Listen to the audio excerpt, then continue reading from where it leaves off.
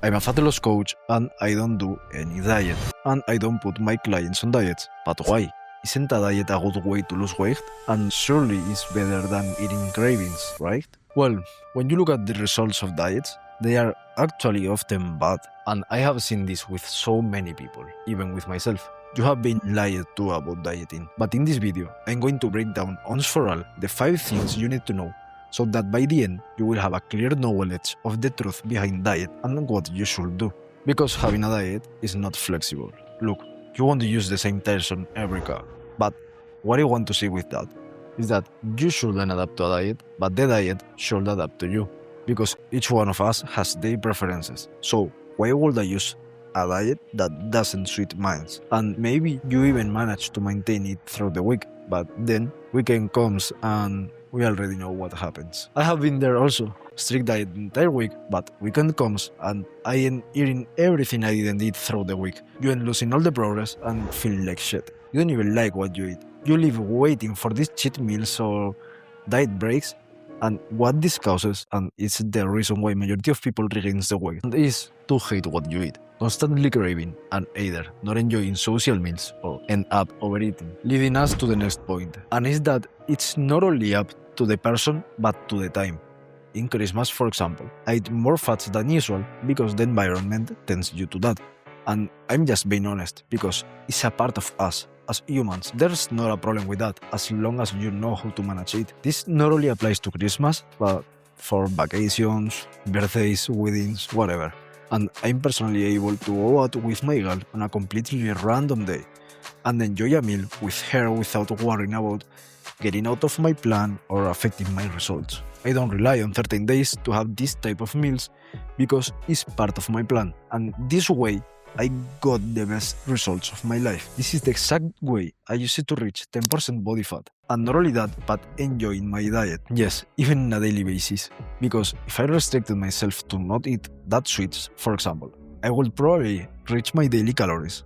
And after, eat the sweet, ending in a calorie surplus and gaining weight. So losing fat is not always about not eating cravings, but instead, eating them. And this leads to the third point, which is correctly managing meals. I know it sounds complex and you are confused right now, but don't worry, I'm gonna break it all down for you right now. We have 2 sides. First, high in calorie one, like pizza, chocolate, fries, and low calorie ones, which are things like shrimps, tomatoes, or carrots, for example. So the thing here is, when you have been eating higher in calorie foods, in order to not be starving for the rest of the day, you need to properly manage foods. And what we're gonna do is one of 2 options. Pre-reserving some calories for an extra meal of the day, when you reserve some of your daily calories for a snack, a sweet, or whatever you want, or adapt on the way, which is the one I prefer. For example, the other day I went to a pastry with my girlfriend, so by the dinner I had less calories in reserve than usual.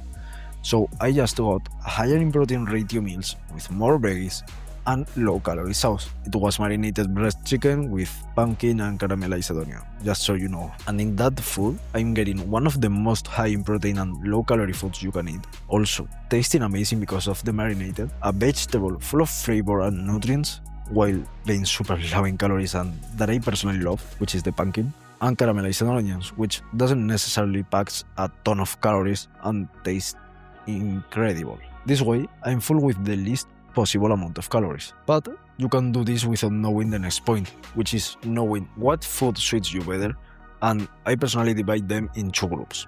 1, physical impact. These are foods with high amount of protein, fiber, and water. And mental impact, which are the foods that you enjoy the most and have these qualities. Protein and fiber makes your digestion slower, so you stay full for a longer time, and high in water foods fills you with barely any calorie, like majority of veggies or fruits. Some people just enjoy more certain protein sources, vegetables, sauce, or cooking methods. This is what I work on with all my clients, maintaining a balance by using foods you enjoy that also suits your goals. And this is something that usually takes people so much time because they don't know what are these foods or they think low-calorie food is insipid, but the truth is that it usually comes to either not knowing how to properly cook them or not knowing how to add flavor without adding a lot of calories. And for the last one, I recommend to use broths, spices, and low-calorie sauces. They will boost your plates by a lot without barely adding any calorie. And the point number 5 is just starting. I know it sounds generic, but I always see that type of people who never accomplish their goals. And they are always like, yeah, I will start next month. I start this Monday, or yeah, I promise I will start. You know you won't. And that's what differences doers from thinkers. Stop procrastinating will get you the results you want so much faster than you think. You can either wish you did it for your entire life or just do it. So as a little resume of the video, we saw why a diet is not worthy, we saw why you should do instead, and how to do it. I hope you find this video useful and you can watch more of my content subscribing to this channel or in the social platforms down below.